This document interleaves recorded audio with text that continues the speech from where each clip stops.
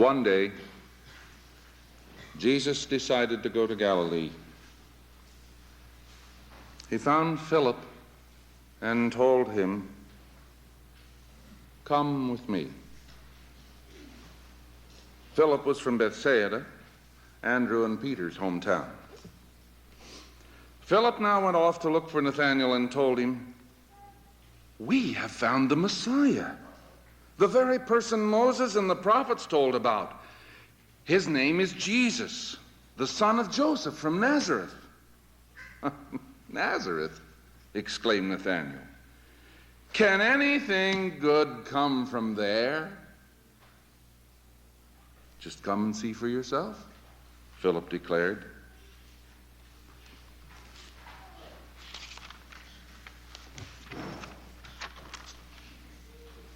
Sometime after this, Jesus crossed over the Sea of Galilee, also known as the Sea of Tiberias, and a huge crowd, many of them pilgrims on their way to Jerusalem for the annual Passover celebration, were following him wherever he went to watch him heal the sick. So when Jesus went up into the hills and sat down with his disciples around him, he soon saw a great multitude of people climbing the hill looking for him. Turning to Philip, he asked, "Philip, where can we buy bread to feed all these people?" He was testing Philip, for he already knew what he was going to do. Philip replied, "Well, it would take a fortune to do it."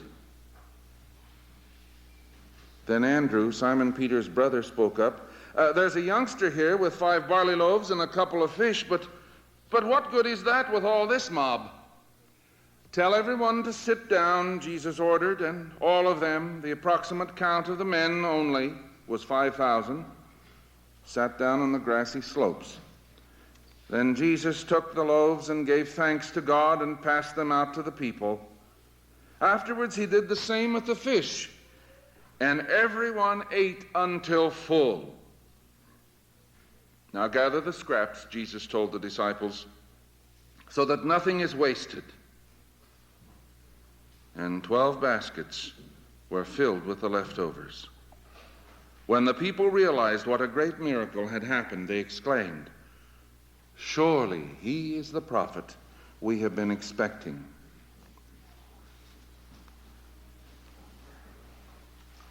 Let not your heart be troubled. You are trusting in God, now trust in me. There are many homes up there where my Father lives, and I'm going to prepare them for your coming. When everything is ready, then I will come and get you, so that you can always be with me where I am. Now, if this weren't so, I would tell you plainly, and you know where I'm going and how to get there. No, we don't, Thomas said. We haven't any idea where you're going, so how can we know the way? Jesus said, or told him, "I am the way, yes, and the truth and the life. No one can get to the Father except by means of me. If you had known who I am, then you would have known who my Father is. From now on you know him and have seen him." Well, Philip said, "Sir, show us the Father, and we'll be satisfied." Jesus replied, "Don't you even yet know who I am, Philip? Even after all this time I've been with you. Anyone who has seen me has seen the Father.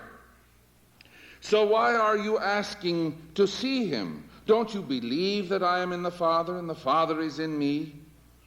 The words I say are not my own, but are from my Father who lives in me, and he does his work through me. Just believe it, that I am in the Father and the Father is in me, or else believe it because of the mighty miracles you have seen me do. In solemn truth I tell you, anyone believing in me shall do the same miracles I have done, and even greater ones, because I am going to the Father. You can ask him for anything using my name, And I will do it, for this will bring praise to the Father because of what I, the Son, will do for you. Yes, ask anything using my name, and I will do it.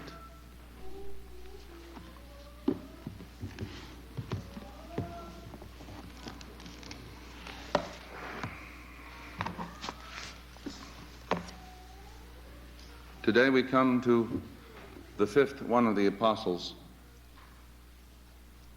Now it's true that these apostles are becoming more difficult to deal with the further on we go, because it's so easy to read through the pages of the New Testament and to see the lives of Peter, James, and John portrayed there in a kind of living technicolor.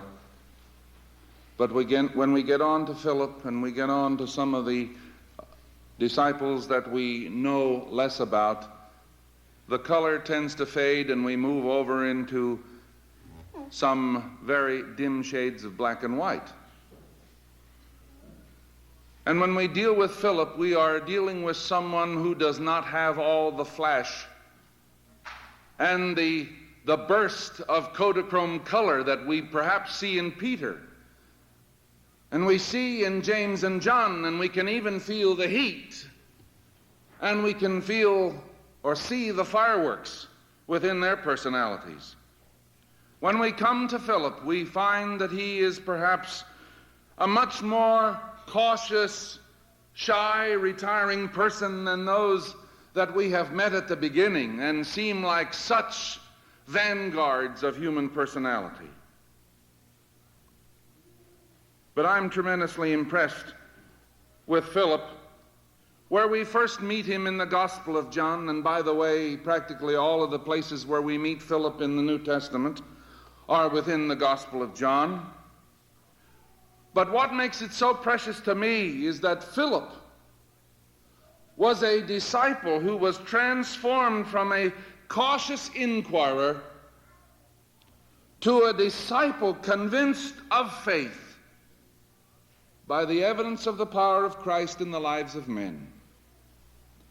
Philip was one who needed to see the evidence of achievement. He was the one who was impressed with the argument of demonstration. He was the one who wanted to see. Now, Philip likely received more than a Greek name. The name Philip, interestingly enough, is a simple Greek name which means, rather in a homespun way, a lover of horses. Philip apparently received more than his Greek name. We know that Philip lived in the town of Bethsaida. Bethsaida simply means the fish house. It meant a little village not far from the Sea of Galilee, or perhaps close to the Sea of Galilee, the same town where Peter and Andrew lived. It was a fishing village. I'm sure that it was somehow or other saturated with the smells of the fishing village and the fishing boats and the nets and the fish markets, because one cannot go to such a village without becoming impressed with that aspect of the trade of the fishermen. But even though Philip may have lived in a town which had a great Hebrew influence, the name itself is Hebrew, Bethsaida, the house of fish, or the fish house, that it becomes obvious that he came from a home which was receptive to new ideas, and he was appreciative of new cultural influences.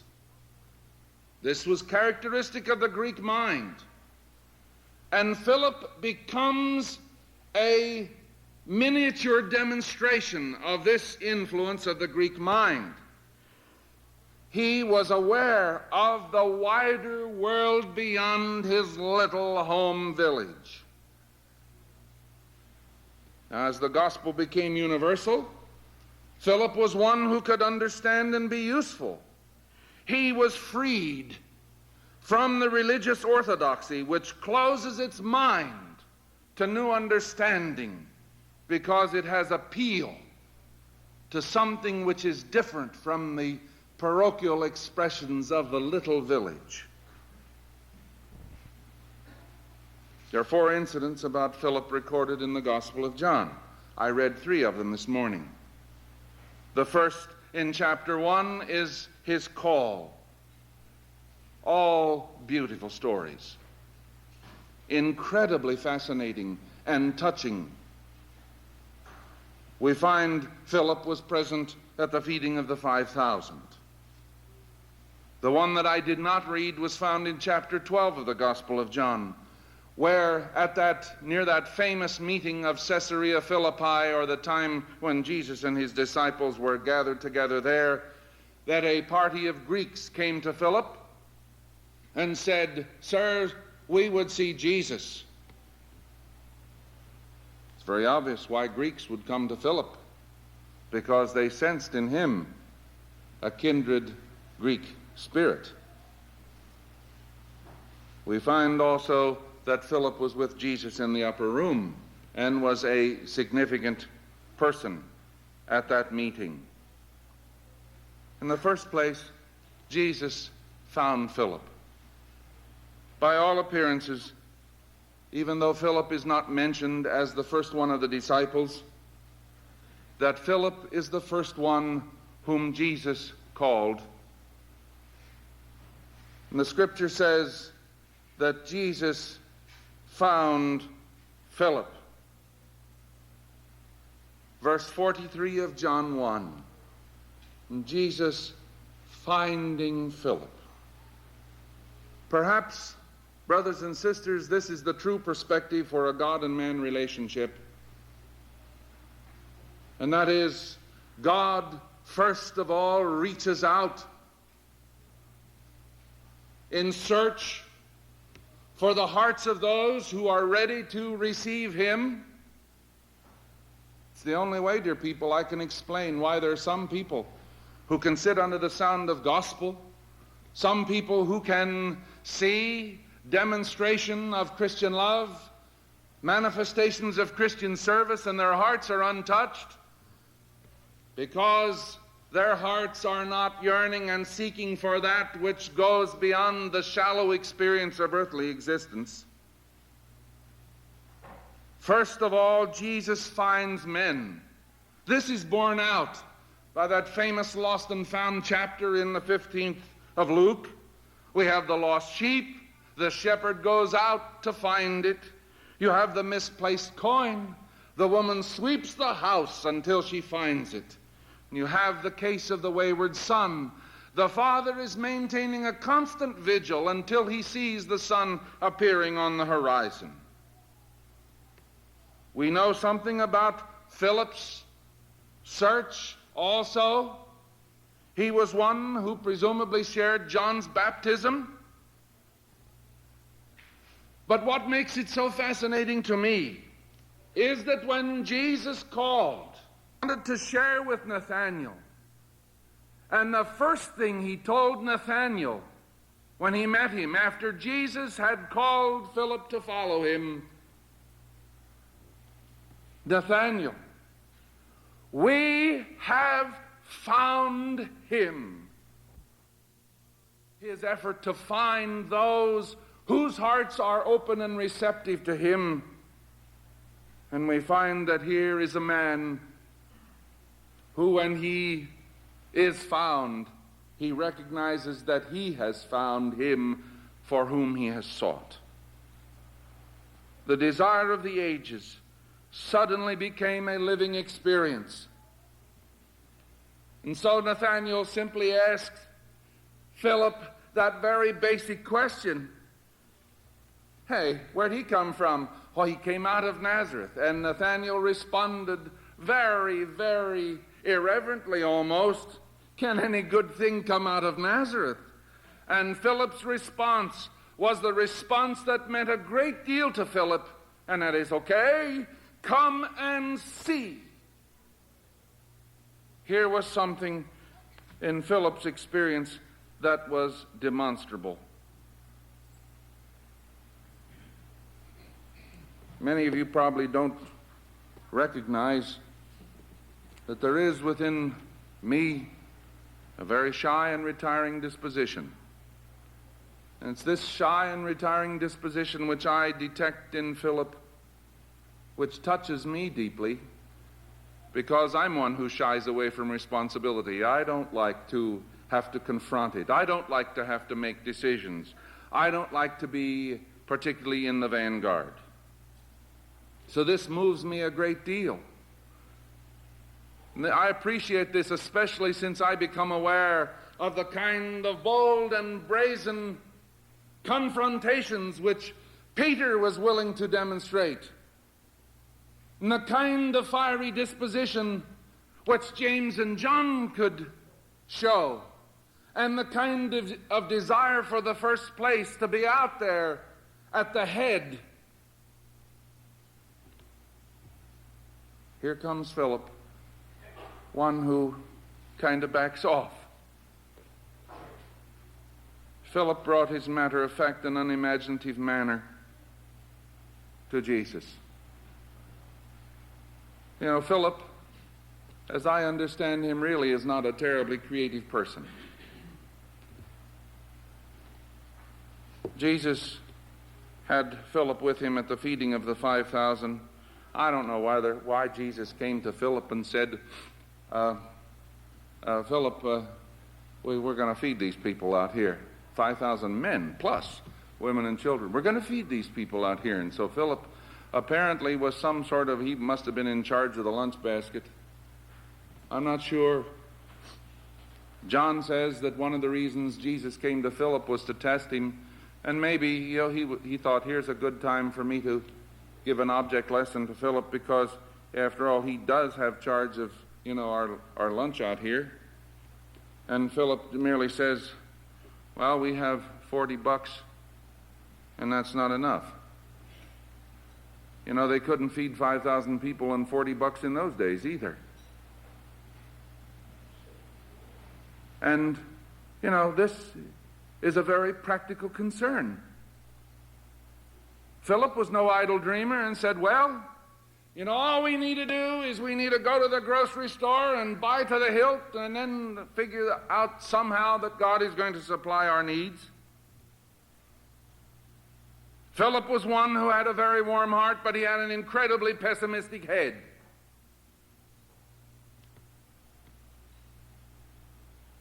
Occasionally I observe in church business meetings that we have some Philips in our congregation, and perhaps that's terribly important to have such. And there are some of us who may say, look, we can't meet our budget, so, we have to pull in our horns and so on like that. Hey, look, maybe Philip is your long-lost brother. He had a very warm heart, pessimistic head.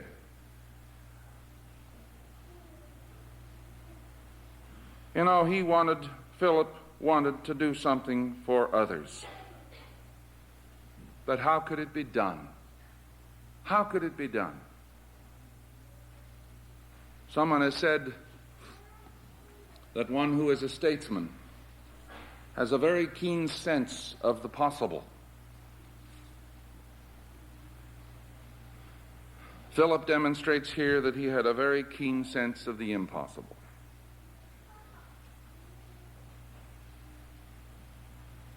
He realized what couldn't be done rather than what could be. And brothers and sisters, here's where Philip speaks for us. Let's take his hand and pat him on the back.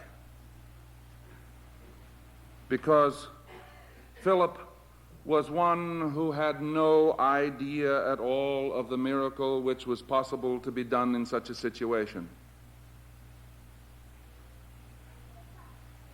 Philip didn't realize the power that resided within the life of Jesus as he confronted that situation. And one of the things that disturbs me incredibly as I observe the church at work, congregations, living flesh and blood people who sit in pews on Sunday mornings, is that most times we fit in with Philip's kind because we have no awareness and no sense of the kind of miracles which God can do in our midst. And hence we don't expect any. In fact, if God were to come and perform a miracle in our midst, I imagine that many of us would lower our heads and we would begin looking out the top of our glasses and say, I don't believe it. There's something crooked in this. There's something fishy. We've not grown accustomed to expecting miracles from God. We've lost the sense that little is much in Christ's hands. Philip speaks to me. Jesus could take a man like that and turn him into a living witness.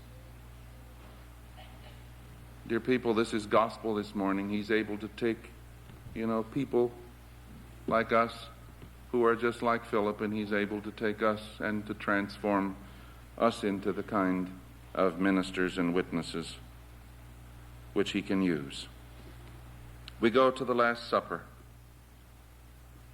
We go to the Last Supper.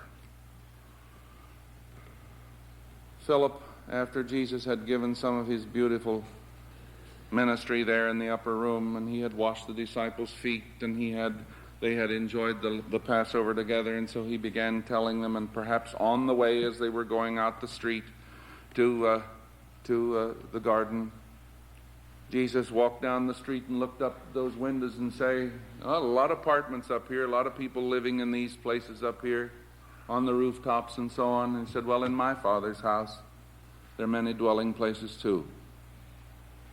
If it weren't so, I would have told you, I go to prepare a place for you, in my Father's house.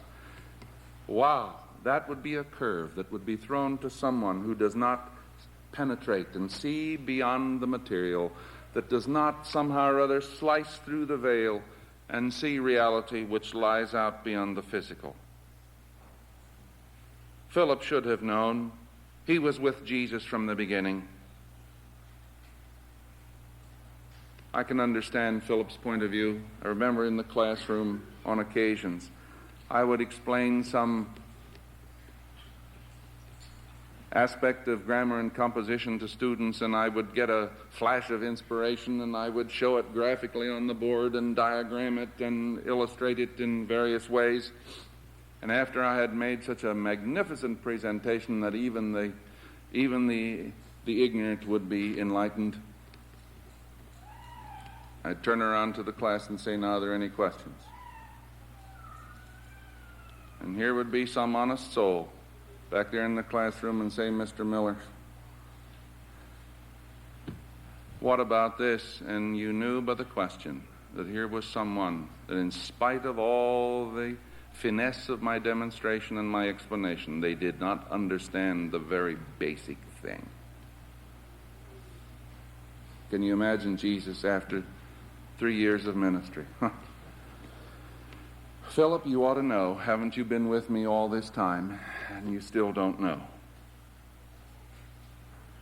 Philip was a literalist. He was matter of fact. Philip was that kind of guy who does not think in abstract terms, but he thinks in terms of performance. Does it work? How does it work?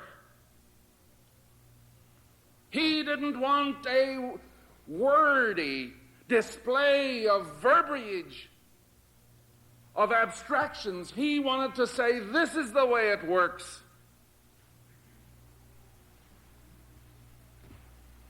He was one who needed to learn that Jesus is the unique final manifestation of God.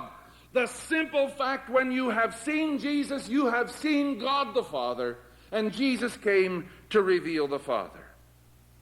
Well, Philip was echoing the demand of the human heart to see the spiritual clothed in the physical. He was asking for a clear visualization of the relation of Jesus the Son to God the Father. In this, he was expressing man's desire to know clearly and precisely, to see directly and plainly, and to have spiritual things expressed with definiteness. Truth is not a mystery to be understood, but a life to be lived. Truth is never understood until it is lived.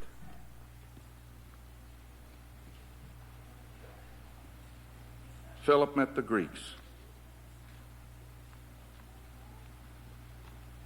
We would see Jesus. So he goes to Andrew. Philip didn't know what to do with him. And so he was one who showed his retiring disposition there too. But you know, Philip had some qualities which Jesus used. He had a retiring disposition, surely he did. But his initiative was largely with others. Let others take the initiative. He was not the one to push forward. That does not mean that he was weak. That does not mean that he was ineffective. It simply meant that he did not have the same qualities that Peter did. But one of the things that impresses me about Philip, and I detect in his life that he had an affinity for things that are important. Philip was at all the right places. He was with Jesus in the most dramatic moments. He was with Jesus at the feeding of the 5,000. He was with Jesus in the upper room. He saw that magnificent account of the feeding of the 5,000, that miracle which is considered, I believe, by scholars to be perhaps one of the most important aspects of Jesus' ministry. Philip was concerned with great themes. He was concerned with sharing others. He learned about the bread of life. He heard that discourse. In the upper room, he heard about finding God real in life. He had an opportunity to learn the meaning of the cross. And people, those are some of the most significant themes. Some of us are satisfied to allow our orthodoxy to penetrate no deeper than our gray matter. There are some of us who are concerned with a tremendous amount of trivia. We do not have the capacity to rank the revelation of God with what is the most significant. This represents a real concern of mine. I've heard people say in college that one has to make sure that you don't minor in the majors and major in the minors. And Philip was the one who had the ability to find out what is the most important things. Philip learned that discovery and communication go hand in hand. The first thing that he wanted to do when he found Jesus, or when Jesus found him, was to go and tell somebody about it. That's the first thing. You know, that still works today every time. You ladies at home, you find out something good that excites you and makes you feel warm inside. The first thing you want to do is look up the telephone number of someone and call them, or go to the backyard fence and talk about it over the backyard fence. Discovery and communication. That's it. Philip's come and see method is the essential method of the Christian faith. You know, the choices that some people make in the kind of churches that they affiliate with are not always made on doctrinal considerations. I've met some people who grew up in one communion, Mennonite or otherwise, and find out that they go to some other faith. A faith that, as I look back within the pages of the history book, I discover that their ancestors persecuted mine, and that there are differences of doctrine that are pretty deep and rather significant. You ask them, how did you choose such a church? And invariably, this is what you'll hear. Well, I was looking for a church, and I found that here was a church that when I went there, they made me feel welcome. They invited me home to dinner. The young people in the young married class invited us into their fellowship, and they did this with us, and we became a part of them. We felt important. Aha! This kind of thing means that doctrinal considerations are pretty far down the level. when one applies the come and see method of sharing in the Christian faith. What's the greatest argument for a Christian faith? Daniel Webster was a great orator. A great orator. Someone asked Daniel Webster one time, in all his experience, what's the greatest argument for being a Christian that you could think of? And Daniel Webster, who knew logic and who knew the weight of argument, pondered those words for a moment, and he simply made the statement. He said, an old maid aunt of mine who lives up in the hills of New Hampshire, the come and see method. This is the greatest argument against drugs and alcohol and speeding. Remember when I was in the classroom that every year the state police would come around to give a safety program in an assembly. Those were always traditional assemblies, and the state police would come in and they would have a whole portrayal, a slide lecture of all the goriest accidents that took place in the highways of the state within the last year.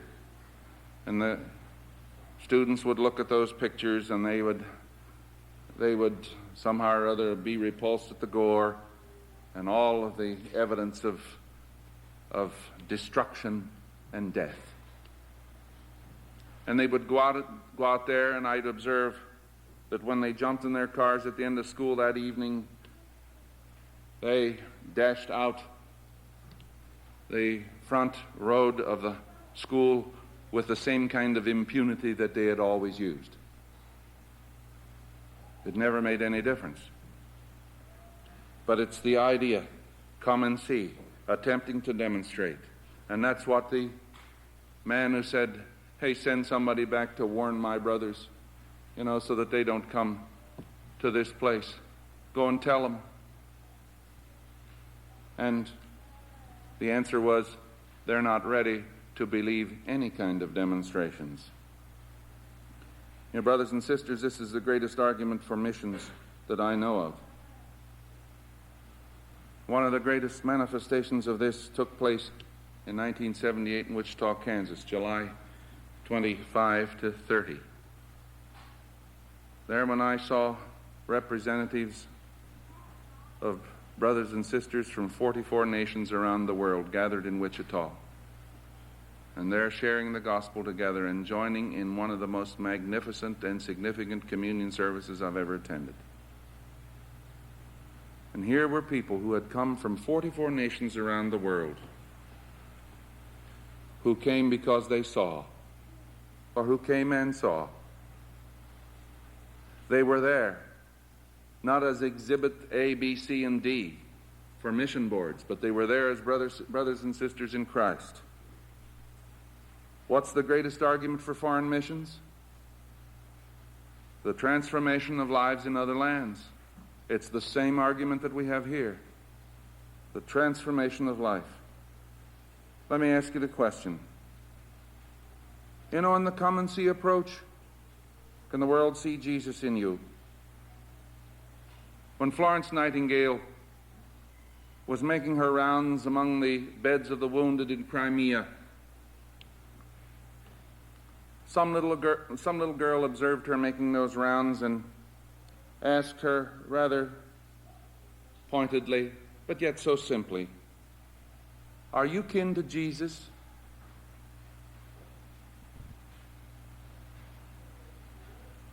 When Philip said to his friend, "Come and see," he indicated we all are called to be the demonstrable evidence of Christ's power to redeem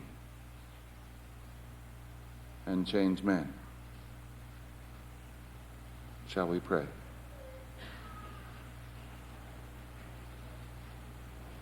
Father,